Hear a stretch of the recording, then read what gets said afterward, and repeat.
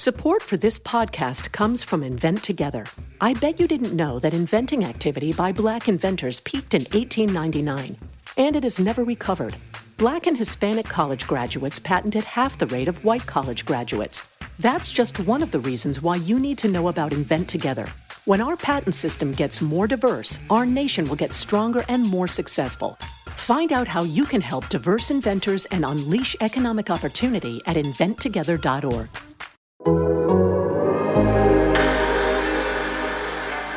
Welcome to the Full 60 featuring Craig Custance and presented by The Athletic. Each week, we'll dive into the biggest stories in hockey while bringing in unique voices to entertain and explain all aspects of the game. Hey, this is Craig, and welcome to this week's episode of the Full 60. I am thrilled to be joined by Jocelyn Lamoureux-Davidson, who is, we're going to talk about a lot, but she is the author of a book with her sister, of course, Dare to Make History, and it's really good. But before we get to the book, Jocelyn, well, first of all, thank you for doing this, and I'm really excited to do this. Yeah, thanks for having me. It was interesting, and I saw you tweeted it out. You or Monique on on the Twitter account. I don't know who's responsible for each of the posts. We just alternate. We don't decipher who's tweeting what. we all just get to guess. But it just came to mind, the NCAA basketball tournament's going on as we record, and the women's that's now become, it became a story, but the women's weight room, which was a pyramid of 10-pound weights. Yeah, something you could get a target. Something you could, so little thought went into that. That's literally oh, hey, somebody run to Walgreens and pick this thing up. As somebody who's been fighting for equality now for a long time, and you sit here and go, okay, it's 2021. Surely we're not doing this. What's going through your mind when you see that? You know what? I think it's so much bigger than just a weight room with the NCAA. I mean, You think about how many people had to have approved that weight room, and how many people, the oversight of that whole thing. And I mean, there's been more information that's come out. The testing protocols are different for the men and for the women. The women are just getting the antigen test. The men are getting the PCR test, which is more reliable. So now you're talking about, athletes' health and safety just being valued more on the men's side. And then I've seen multiple pictures of the food, how the athletes are getting fed. And so when you break it down to a very basic level about, health and safety, how athletes are being fed in the bubble, it's really unfortunate. And then as the NCAA is the governing body of all collegiate athletics in the U.S., for them to have such a disparity in one of their biggest sports, I mean, it's no wonder that you have that trickling down into individual university systems. I mean, it's how do you expect colleges and universities to abide by Title IX and offer equal opportunity if you can't even do that for your own tournaments? Right. And and I made the mistake, and nobody do this, of clicking on the Twitter responses to the original TikTok post, and it's a cesspool of but but kind of one common refrain is the amount of money that's coming in. And I thought what was such an important part of your book was when it got into, and we'll get into this, but when it got into your I don't want to say fight or battle, but it was at times with USA Hockey. It was never this wasn't a money thing. It was about more equitable treatment. You really were clear, hey, we want equal dollar for dollar or whatever. It was, let's make this more equitable. Yeah, well, I mean, I think with USA Hockey and national governing bodies, so other USA Gymnastics or USA Swimming, they're nonprofits. Right. NCAA is a nonprofit, and on their mission, it says to equally provide opportunities for our athletes, not more for our men, not less for our women. They're a nonprofit that's supposed to provide equal opportunity. That is their mission.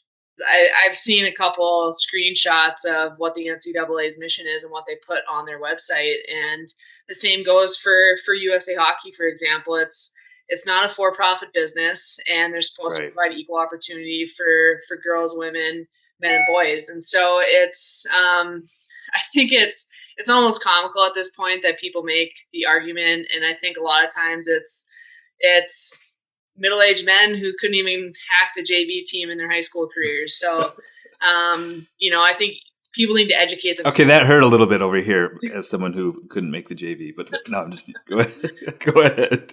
I doubt you're one of the people that entered the cesspool. So. I'm not in the cesspool, thankfully. Sorry, go ahead. I didn't mean to interrupt. No, I just think people need to educate themselves and know, like, before they, throw in their 2 cents of mindless replies, know what you're talking about. And I think social media, I mean, how amazing was it that one post created such a conversation, but it's also then it's the back end. You do have,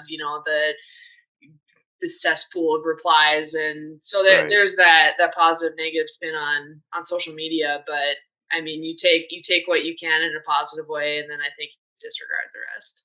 Yeah.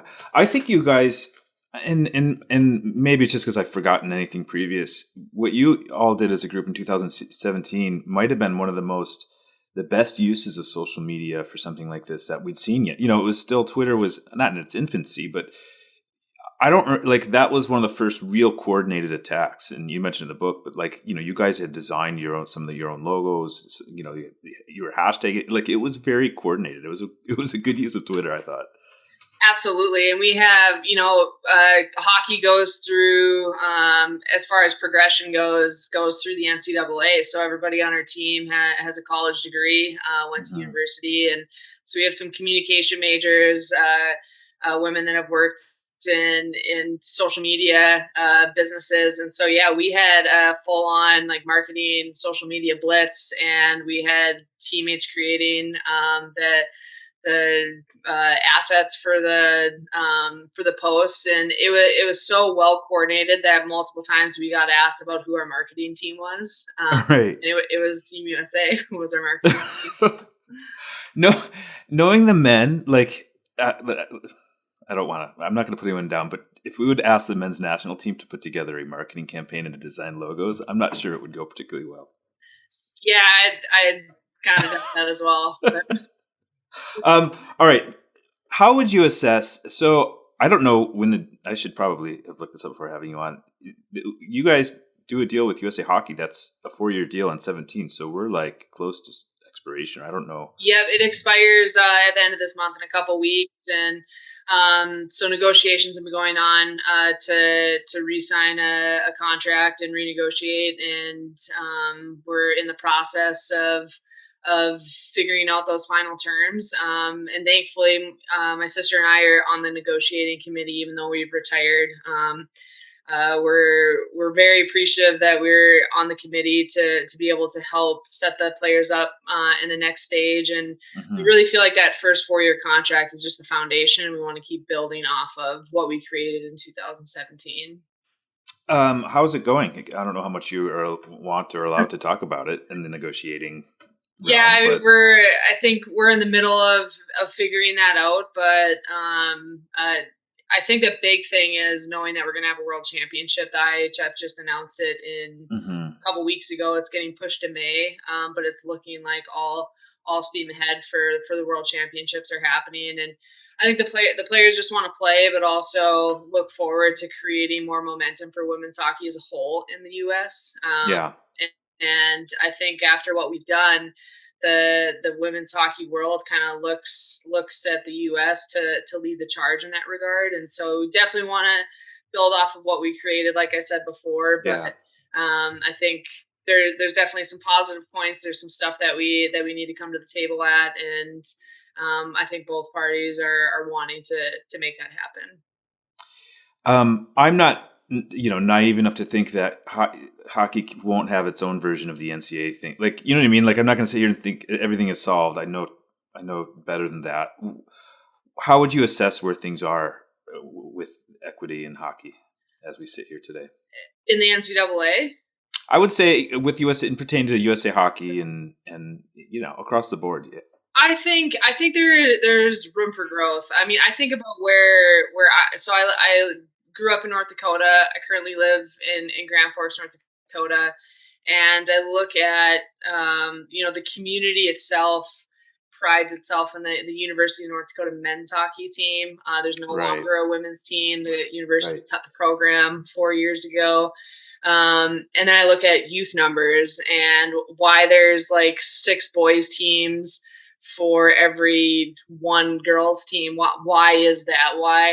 Why aren't girls playing the sport in a town that thrives on being a hockey community? And then if you go to Minnesota, our neighbors, more girls play hockey than you'd ever believe. And so trying to figure out the why in all of that from a grassroots level, I think is really important from a local level, but also a USA hockey level, because that's our biggest area for growth. If we're looking at numbers and how many boys play versus how many girls play. And so I think that comes from the top down though. So creating more visibility for the women's national team. There's been a lot of talk with PWHPA and there being a professional league, one professional league in North America, and having young girls being able to see women's hockey year in and year out if you don't have a university at your disposal, I think is really important to get young girls engaged in the sport. Right. And I remember this was, there's a lot of like telling moments in the book, or even when you think back to the negotiation. But one was, the amount of sticks you guys got compared to the development program. Like we were talking about the national team versus, the teenagers essentially on the men's or even boys side, I would say at that point. How much of that, there was a fight for the national team level, but there's also this fight for lower levels. Like how do you take that on in these kind of moments? I think, it comes in steps. I think first we need to get the support that the national team needs. Right. While keeping the younger teams in the conversation. It's not all about just the national team. And you keep the U18 team in the conversation, but then you also compare, okay, look at the support that the NTDP program has, and we have no comparable girls program. Right. Okay, so if we're talking girls hockey, does the U.S. need a program like that, or do we need to fund something in a different way to help grow the sport? But how do we get similar dollars going into the girls program? And so I think that's an important conversation. But yeah, thankfully, my sister and I worked with CCM after we graduated, and so we were always taken care of. Because Monique and I tended to break more sticks than the rest of our teammates at like triple the pace, it seems like. Mm-hmm. So in college, we were rationing our sticks because you get so many from your college team, but then we were playing, at camps and tournaments with USA Hockey. Some were rationing sticks throughout the year because at that time we weren't getting any from USA Hockey. And so you just think about that at a basic level. It's not how it should be, especially when the World Junior team shows up and their goalie's got new gear and every player gets probably 6 to 12 sticks, and we're showing up for a world championship and we're bringing our college sticks. Right. Right. Does a national, and I don't know enough does the national development program, do you think there should be a women's version? Would that be something that would make sense? You know what? I think it could make sense. Yeah. If you started with one team and they're playing universities, just like the development team is doing right now. They also play in the USHL and the NAHL to get a lot of their games. And I don't think that playing comparable ages would be beneficial for a national team if you're picking the best players out of that age group. So I think if you can figure out a schedule that makes sense, a competitive schedule, I think that would be great to develop our top end players. But I also think having a development program is also a kind of a small minded view of how to grow the sport as a whole and develop all your talent. That's a lot of money going into, I think it's $4.2 million going into 45 players. Right. And it's created great results, but that's, you're developing a very small part of the pie. Right. And so I think there's also debate on, is that the best way to develop, a generation of hockey players. So I think that's an interesting debate as well. I think it is. I think it is because, when I talk to people at USA Hockey, we're asking, like, where are the results on the men's national? And it's hard, right? Like, it's hard. But it's worked better for the women's side than it is in the men. Like the structure or whatever has resulted, I guess, better results at the Olympic level. Yeah, and I think if you compare the U.S. to Canada, I think the U.S. typically does better at the U18s, and then Canada, has a power hold at World Juniors. And so, what's the difference between these 2 years of development going on? And so, I think you can look at that. Finland's obviously gotten a lot better too in the World Juniors. I just think it's just an interesting conversation on development and what goes into how much money goes into 45 players versus would it be better, putting more funding into the USHL or something like that. It's just a really interesting, I think, bigger perspective, bigger picture look at how dollars can be used. Yeah. So during that window of time, I'm trying to think. You would have been at Shattuck's, right? So your development time came. I mean, so that's a great environment in which to develop, right? Like that. Absolutely. What was and I got the sense your coach there might have been as influential on you as any around, right? Yeah. So Coach Gordy Stafford, his son is Drew Stafford, played over 10 years in the NHL. And he just retired like 2 years ago.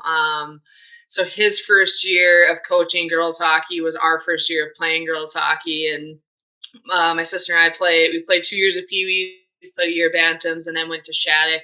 There was really no competitive girls option for us to play at home or in North Dakota. And so we were fortunate to go to Shattuck St. Mary's, which is just, I mean, if you want to try to maximize your potential in an environment, Shattuck was the place for us. JP Parisi would still be around the rink when we were there our first couple years, and working with Coach Stafford. I mean, he is just he loves the game, and I just think that type of attitude around the rink day in and day out, especially at a young age, is contagious. It was fun to be at the rink.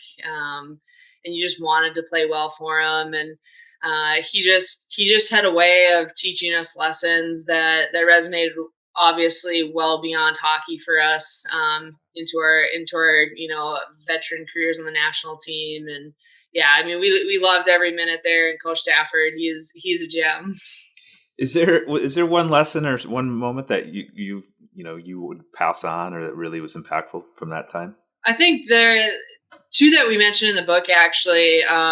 He talks about to really be at your best, and to reach your full potential. You have to really love what you're doing. You can only fake it for so long. So if you don't enjoy what you're doing, I mean, you can go to work, but to do that long term is really hard unless you really enjoy it. And so we talked about the first layer of the heart. So like for us, we learned how to play outside on the frozen pond. Like that's what we loved growing up about the sport. And that's where he talks about like how we started to love the game was basically going out and playing outside with no rules, no parents, no coaches. And I think that's probably the biggest lesson that you can take into whatever it is you do in life, and has had a huge impact. No matter how tough things got for us, we always remembered to bring it back to that memory or that moment of why are we doing what we're doing, and ultimately it's because we love what we do and want to be the best we can be. I'm looking at my notes for it now. There was a point. I think there was a quote from him. When you'd gotten to a point with the USA Hockey coaching staff where it wasn't going particularly well, and it was like let's get down to the core of what we're doing. Like you went home for Christmas or whatever, and it was like we're here because we love playing together and love playing hockey. And it was just like a reset moment for you. Yeah, that's actually I think that's the story in the book where we use that quote. The first layer of the heart is because Monique and I, for many people who followed our careers, know or have some awareness that we barely made that 2018 team. We were very close to not being sent home. And so we made the team, went home for Christmas break. And first thing we did, I think the second day we were home, Monique had a shoulder injury, so she couldn't play, but I brought my skates over to my parents' house with my husband and with one of my brothers and his buddies. We just put the skates on. It was 0 degrees, but no wind and sunny. So it was like perfect weather. And we went outside and played 2-on-2 on the pond. And so I think that's the moment where it's like, okay, I just need to have fun doing what we're doing again. And Right. just had to bring it back to that. Can we talk about how wild it is that you almost didn't make that team? That's yeah. Yeah, it is pretty wild. You know what? For reasons we still don't know, it became a very tough year for my sister and I. But prior to that Olympic season, Monique had been like on the All-Star team for every World Championship as a D. I was one of the leading scorers in each tournament the previous 3 years, and then we get to the Olympic season, and for whatever reason, things just got pretty contentious for some reason between us and the coaches. And I think Monique and I have always prided ourselves in being coachable, being accountable, and being the best teammates we could be, regardless of what has been thrown at us. And Monique and I got sat the entire Four Nations tournament. So that was, I believe it was about 6 weeks before they were going to name the national team, the Olympic roster. And so we got healthy scratched the entire tournament.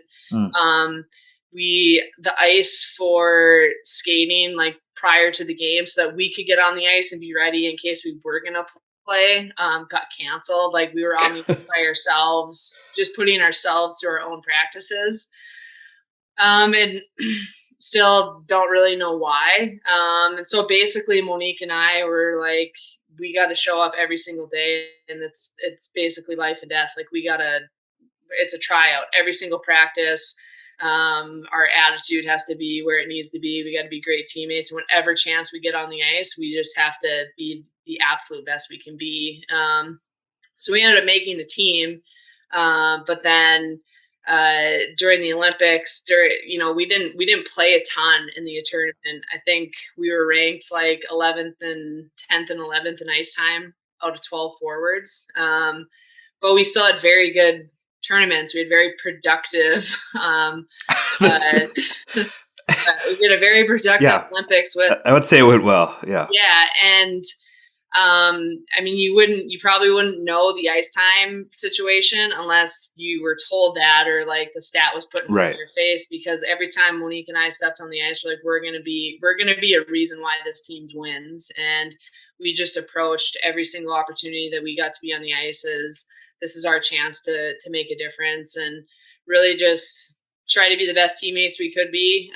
But yeah, I mean, we go into this in the book, and how you react in those moments and how you respond really determines, I think, how you can perform and how well you can perform.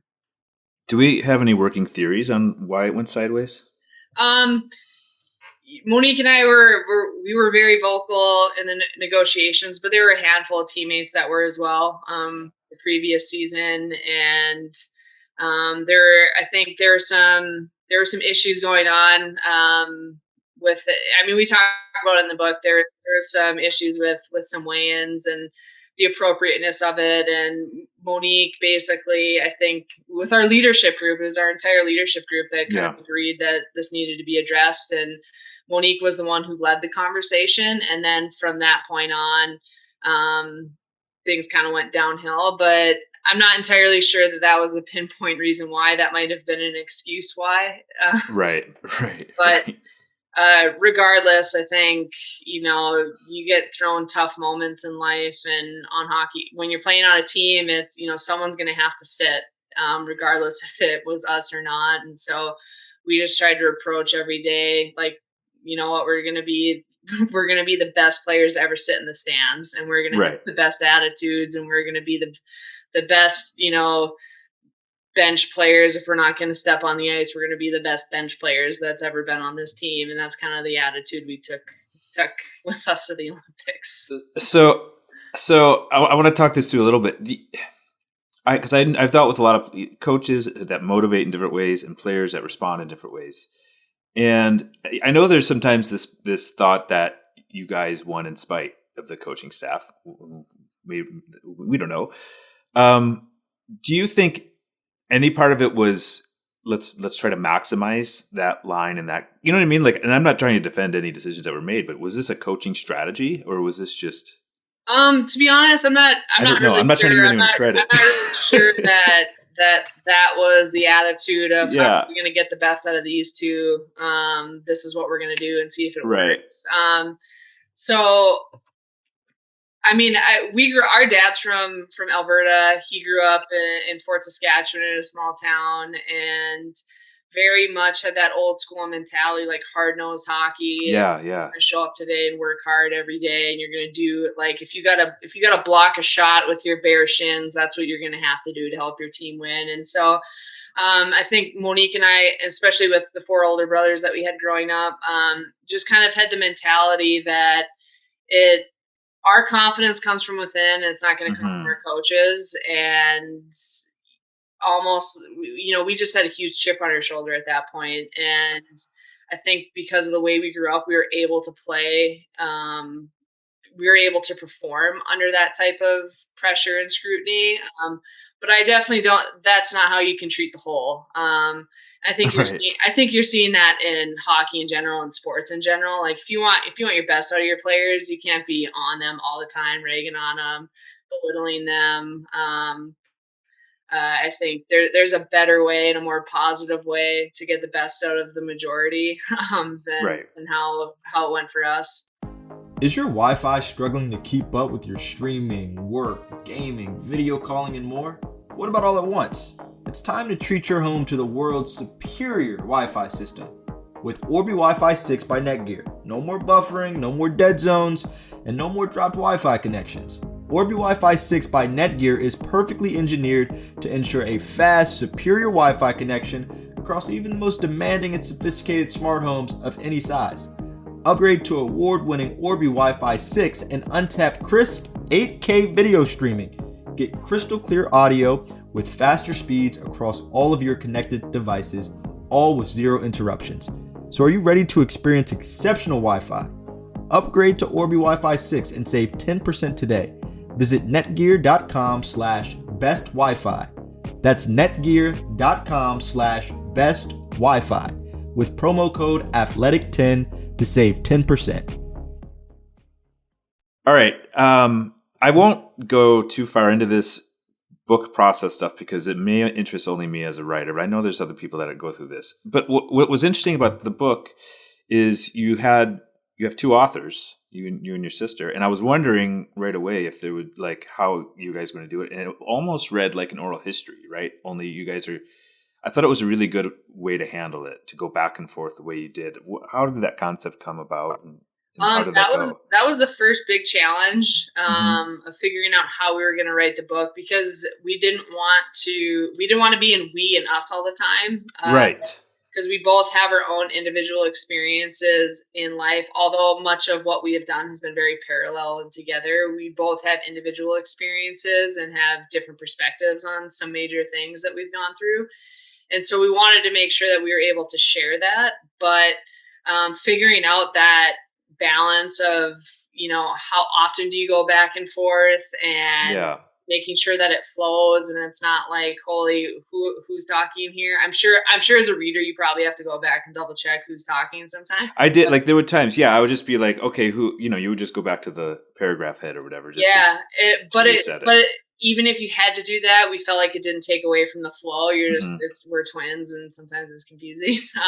Right. We felt like that was the right balance to strike. And so once we got that figured out and kind of the flow of how we wanted to go through certain chapters, it became pretty easy. But that was probably the first big challenge we had to figure out, was how to use our voices in a combined way, but in an individual way at the same time. So were you writing portions and sending it to each other in terms of here's where, we're on this part about Shaddix. Here's what I have. So we actually worked with a collaborator, which helped us create the skeleton of the book. And so we were very fortunate that we had someone that helped organize our thoughts, basically. Right. And then what would happen is he basically help organize everything, send us a chapter or 2 at a time. And then Monique and I would edit, rearrange, we would have to make clear who said what, because sometimes that would get confused. But we very much were, I would say, almost over involved in that process. But we wanted to make sure that even though we were working with a collaborator, it was exactly how we wanted it. We kind of learned throughout the process that that's not always the case with authors who work with ghostwriters. Sometimes it's just approved and the book goes on its way, and Right. no edits had happened. And so we very much wanted to make sure that it was exactly how we wanted to share our story, and the tone was right, and it was authentically us. But yeah, it was, I would say, having that skeleton to figure out how to actually organize your thoughts into a book was very helpful. I don't know if we would have been able to figure that out. Right. It read really well. I can tell, this is not like, I was nervous during the Olympic moments, the way, you know what I mean? Like, so you were able to bring the reader into that moment, which was great. I thought that's awesome. We've heard a couple anecdotes like that from friends and family, but just to hear that people felt like, even though you know what happened. I know the ending. Yeah. That's awesome. All right. And so for me, and I know a lot of people, the most, the Olympic stuff was awesome, but we like conflict, we like battles, and the negotiation with USA Hockey was fascinating to read about, especially from the outside. I was covering it from ESPN's point of view, so I'm calling the law firms, I'm trying to get a hold of different people on the team, and to hear like, hey, we want these 5 to be the people speaking. There was so much strategy. I didn't realize you probably should have. You were the first person to call John, though, to talk about that. What was that moment like for you? Yeah, so I mean, after my sister and I graduated from university, it took us, I think, about 6 months to figure out like this life after college, and trying to play on the national team is not easy. I made the decision to stay in North Dakota. I had just gotten married. I wasn't getting, there was a CWHL, which was paying players nothing, and I wasn't about to move to Boston and live in Boston. Monique had a boyfriend, ended up marrying Anthony, but so she moved out to Boston, and it worked for her individually. But we basically were like, it shouldn't be this hard when you're that good at what you do, and you're on the national team. Like, it shouldn't be this hard. We're working full-time jobs. Monique was doing lessons at like 5 a.m. For kids before school, just to make an extra buck here and there. And so basically you can keep commiserating around the same stuff with teammates at camps. And then it's like, okay, what are we going to do about this? Yeah. And so our agent at the time had gotten us John's number, and I just cold called John and was like, hey, is this Mr. Langle? Basically explained to him what was going on, what our team was looking for. And he got the blessing from the chair at the firm that he works for, Ballard Spar, and he put a team together of lawyers, and they agreed and are continuing to work for the women's national team. That's great. And there is a moment, like I'm not thinking about this, but where the unspoken thing is, how are we going to pay for this, right? And I could read almost like the relief, right, when they broached it instead of you. Yeah, I was getting to the end of the conversation, and I'm like, in the back of my mind, like, I'm crossing my fingers, like there's no fee for this conversation. Right. But in that conversation, I had to tell him how much we were not getting paid. Right. So he had an idea. In a comical way, he goes, well, I know how much you're getting paid, and I know you can't afford a legal team. I'll go talk to who I need to talk to see if we can put this into our pro bono work, and he made it happen. And so he worked for the women's soccer team for 16 years. And so it couldn't have worked out better. And yet not having to directly ask was kind of a sigh of relief for me about paying the bill. It was that right. So there was really there was 3 things that were, to me, captured the moment, these details. One was the per diem, and I vaguely remember this at the time. Men were getting $50 a day, women were getting $15, right? Yeah, if I remember correctly. Of course, it's no cheaper for you guys to eat, the women to eat, than the men. Then it was the sitting at the negotiating table, and was it all women on your side, or pretty much all women? It was all women except for John. Yeah. And USA Hockey, as we know, has been, it's still not a great situation. I wouldn't say the most diverse group in the world, and all men at that point. Yeah, we occasionally, there would occasionally be a female rep. Reagan Carey, who is our general manager, would sometimes be there. And they did have outside counsel at one meeting that was a female. But other than that, it was majority men all the time. Right. And there was a point where someone says, I'm on your side on this. And it was like, there's no side. Like, there shouldn't be sides. Like, that's what really captured me. There shouldn't be sides to this fight. Yeah, I think that was the fun. I remember that conversation. We were in Denver, Colorado for meetings, and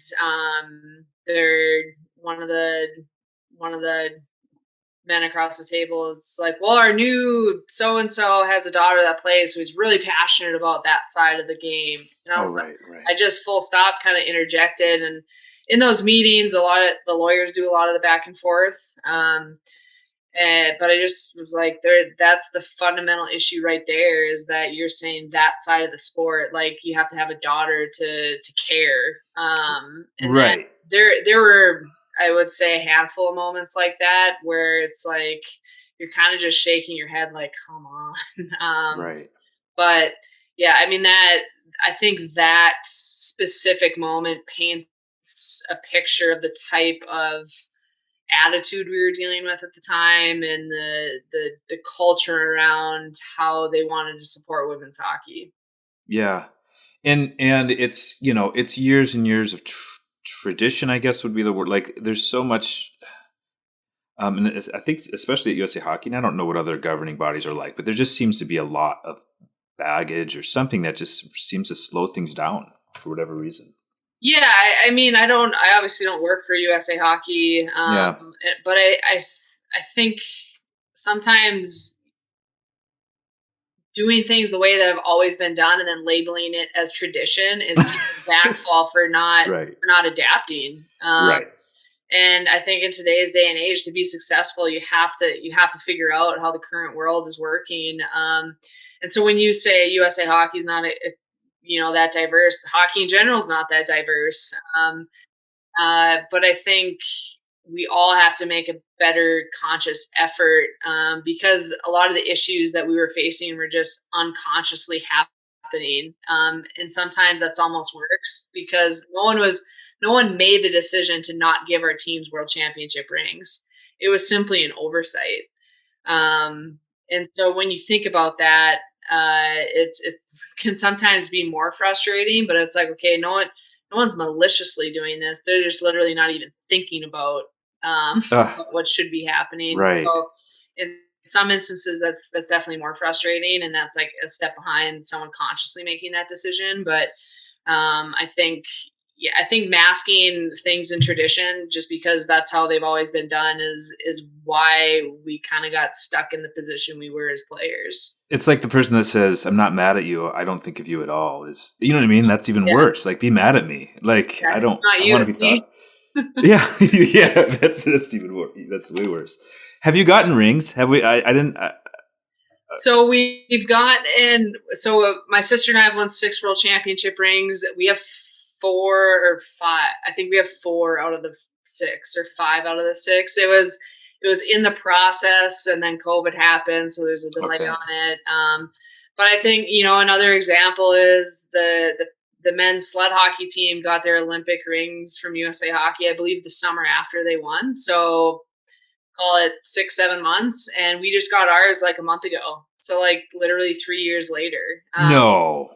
Well, congratulations, I guess. I mean, yeah, they're cool rings, but it was 3 years later. And so it's just kind of like, why is there still that disparity of, the men's sled hockey team got theirs, literally that summer, and we just got ours a month ago. And so I think, there's USA Hockey wants to right that wrong, but it's still kind of like, why does some of this stuff take so long? Like, it just shouldn't be the case. Why does it? What, like, when you're like, hey, where's my Olympic ring? It's been a minute. Like, what are they like? It's been a minute. Well, you know what? I think when we got our rings, it was, we all appreciated it, but in a way, it's still, I don't know if anyone on our team really went out of their way to be like, hey, look at our ring 3 years later. Right. There might have been a few of those, but I'm not sure that our team really went out of our team didn't go out of our way to like make it known. Because it's still an ongoing issue that we're working on, and it's not just the rings, obviously. No, but that's what it represents. Like, Yeah, that's, absolutely. yeah. It's everything else that comes along with that delay. And so I mean, it just goes back to the negotiations that we're currently having. I think there's a lot of things we agree upon. There's a lot of good positive traction, but there's also some things that we need to make some headway on. And so, I think both parties want to come to an agreement that benefits, the women and USA Hockey, but how we get there will just take some more time. So I think on some level, like the hockey media, like we can't be let off the hook either on some of this. And I wanted like an honest, like I think about that, you score that goal and it's celebrated and where everyone's going, it's the greatest thing ever. And then we don't follow up to say, hey, has proper things like, have you gotten your ring a year later or 2 years later or 3 years later? I just would be curious what role or how do you like the public to respond or media to be better? If that makes sense. Not that you have to decide these things, I think people don't, it's not covered because women's hockey, I think, is in a tough spot right now as far as there's an Olympics, there's a hole in the professional hockey landscape for women's hockey right now. So I think there's such a big hole in the coverage of women's hockey right now that it makes it difficult to cover. But it's also, I think players want, in my opinion, I think players have been focused on the PWHPA and giving that platform the voice that it needs. And there's been a lot of positive momentum going on. But I think in general, female sports need more coverage. But I also believe that there's more than just, ESPN. I think the stat was like 4% of ESPN coverage is female athletics and women's sport. But I also think the younger generation doesn't necessarily watch ESPN like in the conventional sense. Like they're not necessarily turning on the TV to watch. So how do we gain those viewerships? Angela Ruggiero, former teammate of ours, she works for, I forget the company, Sports Innovation Lab. And she was talking about being able to quantify how the next generation is taking in sports. And it's not necessarily watching on TV. It's watching highlights. It's following individual athletes. You don't necessarily have the diehard Patriots fan anymore. You got the diehard Tom Brady fan who's now cheering for him in Tampa. 100%. And so figuring out, I think, how women's hockey fits into that new mold, I think is important. But like I said, it makes it hard to cover when you're seeing women's hockey on a big stage for 2 weeks every 4 years during the Olympics. We need a professional league. Yeah. So it's interesting because you guys were clear in the book, like it's we're not done. This is a launching point. How do you see your platform playing into that? Finding what that next level of or the future of coverage of do you see yourself as a part of that, using your platform and finding ways to highlight it? Absolutely. I'm currently on the board right now for the PWHPA, so very much involved in the day in operations. And so there's been a lot of exciting momentum despite COVID, with individual partnerships with NHL franchises. So the women just played at MSG about a month ago. They were just in Chicago. They're going to St. Louis. That just got announced a couple days ago. They announced a partnership with the Leafs, but nothing's happening in Canada right now because of COVID. Right. So there's been a lot of exciting momentum and a lot of positive conversations, I think, with important people within the NHL and different franchises. And that's going to be the next big step for women's hockey. So however I can be a part of it, like I'm all in. I still want to stay involved in the sport in whatever capacity that means. So yeah, I mean,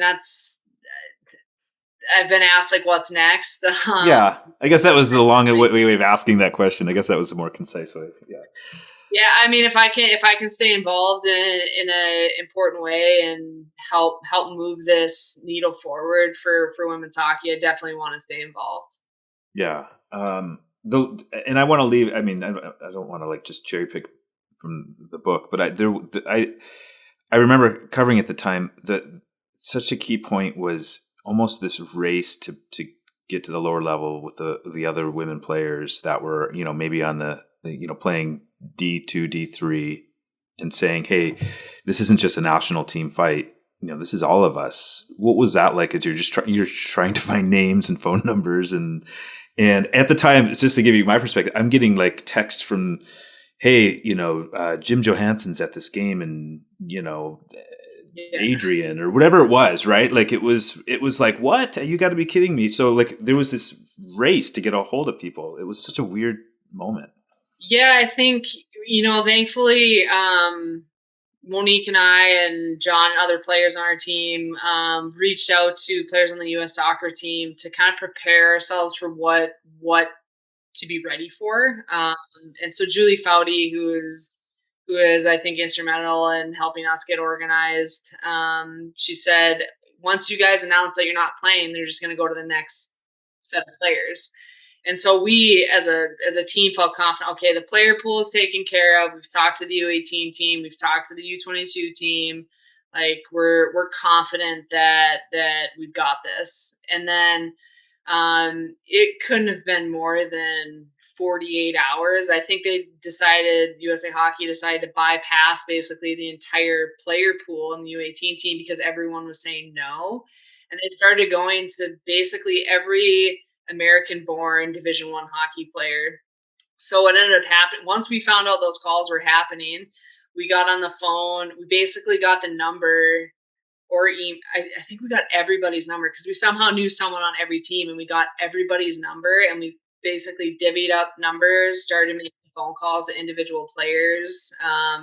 And then it went to, when we thought we were coming to an agreement, we found out that they were still calling D3 players and club players. Mm-hmm.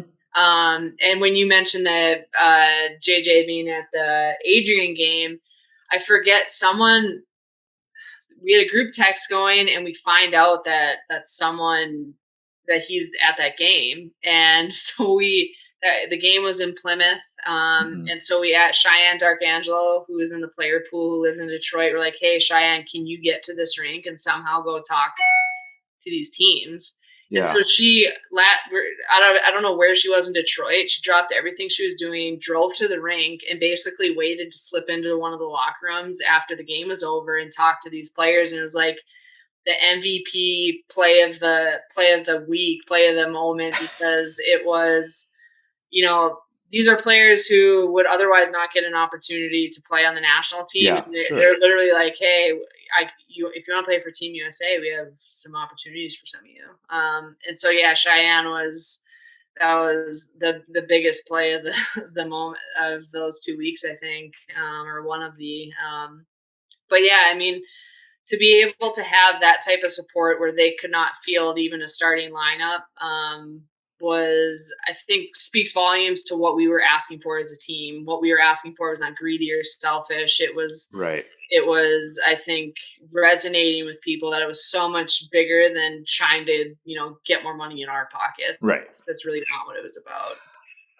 Like, we'll never know, and maybe you do, but the depths of people that sacrificed on some level, right? Like the D3 player who could have put a USA Hockey jersey on that might never have gotten that chance. You know what I mean? And then it still said, no, this is a bigger cause than me. Like I love that. Yeah, I mean, that's what I think was the most, powerful thing in the whole experience, was that we had so much support, and it went well beyond the hockey community. We had every Major League Players Association voice their support. We had a group of 20 senators write a letter and sign it and send it to USA Hockey, and so it was just so much bigger than women's hockey and what it means for women's sports. And to have that type of support, I think was what made this so life-changing for us. This episode is brought to you by Philips One by Sonicare. One up your brushing with Philips One. This one is the ideal one for those who are still using an old-school manual toothbrush. To all those people, it's time to take your brushing one level up. The solution is a simple one. It's the perfect timing one. It's the long-lasting battery-powered or USB rechargeable one. That comes in multiple colors to match you one. The one with a subscription that delivers new brush heads for just $5. Your teeth deserve this one. Philips One by Sonicare. One up your brushing. Learn more at philips.com/one. That's philips.com/ONE. All right. So here's what I'm going to ask about the shootout goal, because you've had to relive it. I don't want to be the typical question, what was going through your mind and all that. And you get into that so good. And I'm going to leave, go buy the books. If you're listening to this, go buy the book. It's so good. Relive that moment through the eyes of the players. What I loved as somebody who's, I love leadership. I love preparation. I love coaching. I've got kids that I'm trying to navigate through this space that play sports. And here it is, the biggest stage, and you were able to reference all this shootout preparation you'd done, watching Patrick Kane, watching TJ Oshie, and not only that, practicing this specific move with a coach thousands of times. Can you just speak to preparation as a advantage for people that were willing to do it? Yeah, I think the only reason Monique and I were able to play not just that game, but that entire Olympics tournament the way we did was because of the confidence we had in our preparation. We certainly weren't getting it from coaches, and when you're almost 30 years old, you don't really get it from your parents anymore. Yeah. And that's where true confidence comes from when you're in a rut. What is it that you fall back onto? Are you looking for someone else to pump your tires? Or are you going to know, this is what I'm good at and this is what I need to stick to? And so when I think about, a shootout specifically, not everyone wants to go on a shootout. I think if you play a team sport, there's certain players who want to go and are like, hey, look at me, don't forget about me, for the coaches. And there are certain players who literally just don't want to go. They're not confident, and maybe they know that's not their skill set. And a shootout, the Olympics, we'd been doing more as a team, and I'd been doing really well. And so basically, I love watching hockey, so I've seen Patrick Kane do his thing. That I was listening to Bobby Getford on the NHL Network from a goalie's perspective. I remember him talking about switching up shooters and dekers intentionally just to throw off goalies' timing. And so I remember that that interview, listening to that before that game. And so I just think in those moments when you've prepared, you know what you're going to do. You're not thinking about, oh crap, what should I do here? This is a pretty big moment. You prepare, and when you're prepared, it's game time. When it's time to perform, the preparation should be over. To me, the moment that I thought was nerve-wracking was you watching Amanda Kessel, that moment, you know what I mean, where you're just getting notified, hey, you're up, and then you only if this shot goes in, essentially. That's so Amanda needed to tie it as the fourth shooter, and I think that's a more pressure-packed situation than what I was in. I was like, hey, if I score, we're in the lead, but if I miss, we still have a chance to go still.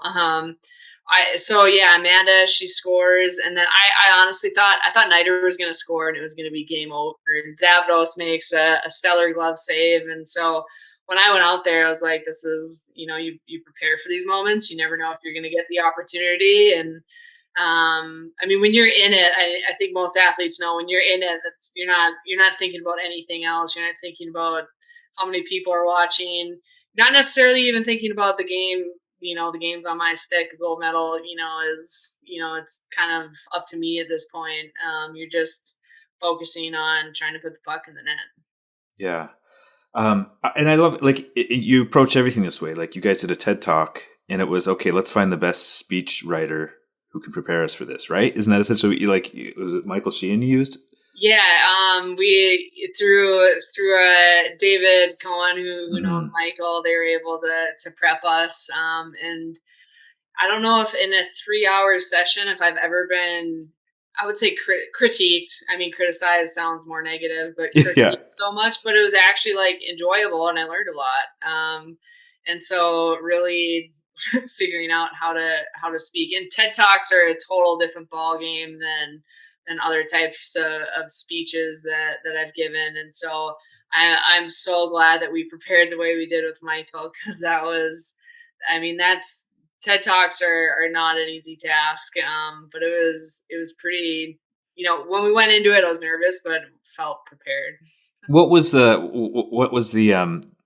conversation with Michael? Like, what was he telling you? What kind of pointers or critiques? Well, I think the biggest thing was we were just reading like a poem. I forget what the poem was called. And he just wanted to use inflection. Don't be monotone. And so when people try to enunciate or try to bring emotion or something else to the text, they raise their voice. They basically just talk louder. And that's what I was doing. I was trying to read this in a very, I don't even know how to describe it. I was just trying to read it in a non-boring way. And basically what I was doing was just raising my voice with certain words. Right. And which is what a lot of people do, but unless you practice it and read and like understand what the text is trying to say, it's hard to do that. So it's definitely, I mean, it's a skill. And so working with him, I mean, you can tell he's worked with so many people, and just when he's referencing other people that he's worked with and just name drops like, previous presidents and people, like holy buckets. All right. Last question. You mentioned I think it was your grandmother who was over 100 years old. And her great grandma. Yeah. Great grandmother, excuse me. And talking about being like 6 or 8 years old and having to watch other kids go to school because she had to work on the farm. And I just think of how now here you are just a couple generations later and what you've accomplished. Like, do you ever look at it in those terms and you think of, hey, I'm only, this is my great grandmother who had to just work and, Absolutely. I mean, my great grandma couldn't vote until later in life. Like women literally couldn't vote. And so when you think about hardships that your own family has had to go through and experience, and what it takes to overcome something like that. And specifically for our great grandma, she had to stop going to school. It was 6th grade, I believe. And watching other kids go to school, but she had to work because that's what her family needed. You think about the sacrifice, and she would share that. But then she was always so funny, because then later in life, she would volunteer at the senior citizen home, and she was older than all of them. And she would kind of make jokes about all her friends had died. But you just think about what that type of life, means. And like, she's still going and volunteering and giving her time to help others. I think just had such a big impact on my sister and I. And ultimately you look back at someone, that was our great grandma, and our other grandma had passed away just about a year and a half ago. And we're sitting at her funeral, and you think about, okay, what does this all mean? Like, Monique and I had to fly back to Anaheim the next day to play in a rivalry series game against Canada. And in the back of my mind, like, what does this all mean? What is this all for? And if everything we did in hockey was just to win medals and win hockey games, like, what a short-sighted view of what this journey can be about. And it's why Monique and I, started our foundation, or trying to give back in a significant way, not just in sports, but to help kids, meet their basic needs in life, so that they can, reach their full potential in school. And I think the examples that our grandparents and our parents have said have really just set the stage for what we want to use our hockey careers for. Because we're 30 and we're retired. What are we going to do for the rest of our lives now? Awesome. Well, that's a great way to end it. So thank you so much for doing this. This was a great conversation. Yeah, thanks for having me. Awesome. And congratulations on the book and at retirement at 30. That's great. Thank you. Yeah, thank you.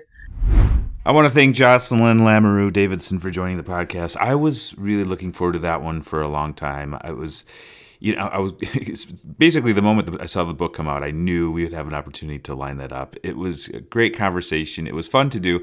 You don't care about any of this, but we've switched over to Zoom, which makes for, you can see each other, you can talk, it makes for a better conversation. I wish we had, and maybe this is where this is headed someday, a way you could follow along on YouTube or whatever and watch it that way too, because it was fun. It was great to have that conversation with Jocelyn. So much history, right? Like what an agent of change in the sport, and retired at 30 or whatever she is.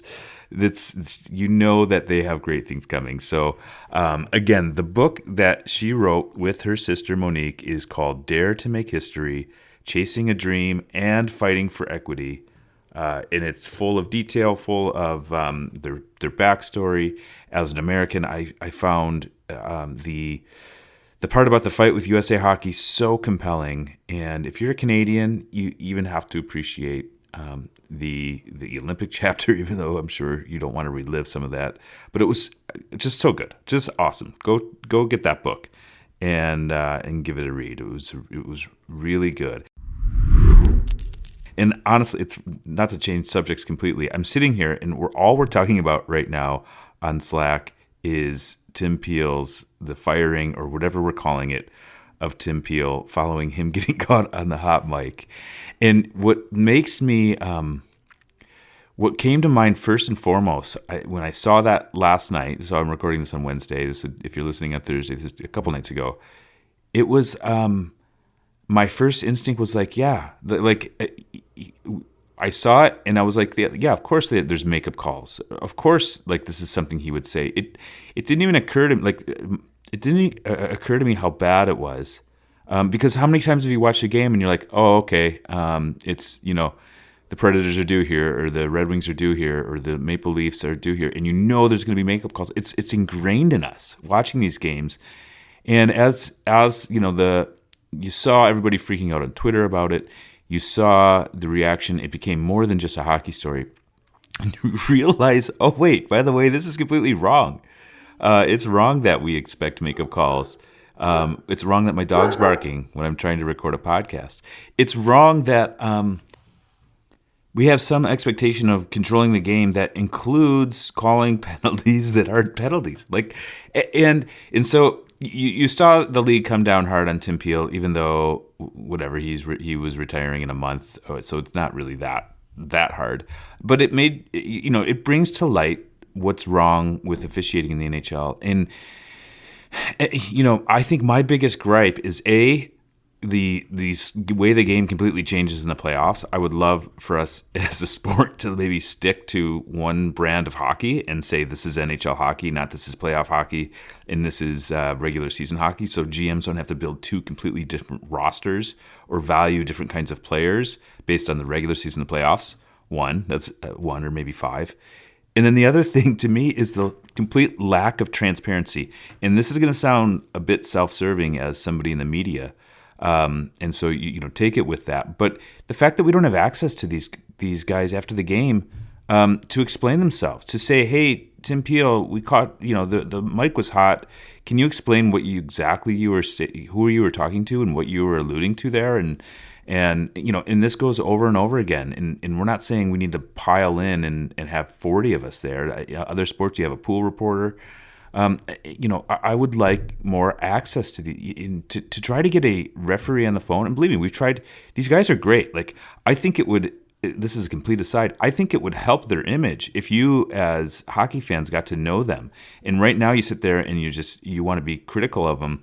But if those of us who have run into them at hotels on the road or had a beer with them, these are people you would love. These are just diehard. They love the game as much as the players.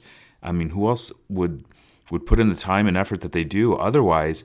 But we have zero access to that most of the time. It's like to get a official or a ref or whatever on an interview or on a podcast, you got to jump through a million hoops. It's counterproductive. These people, they're smart. They can articulate. They can defend themselves. They can explain themselves. I just wish there was more transparency.